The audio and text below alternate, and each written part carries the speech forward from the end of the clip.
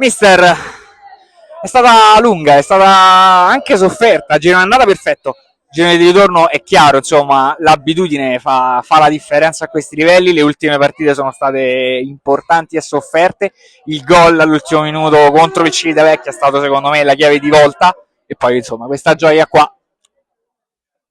Che ti dico, è stato un campionato bellissimo, difficile, sicuramente l'andata è stata, l'abbiamo fatta veramente al top.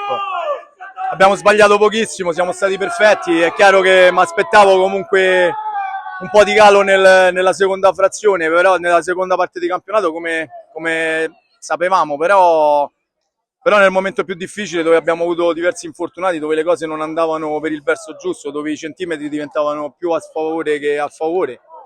Abbiamo tenuto forte, abbiamo sofferto, è una squadra che veramente io con questi ragazzi ci andrei all'inferno perché non mollano mai, non mollano neanche l'ultimo secondo di una partita qualsiasi. Domenica mi hanno regalato una gioia, un'emozione incredibile.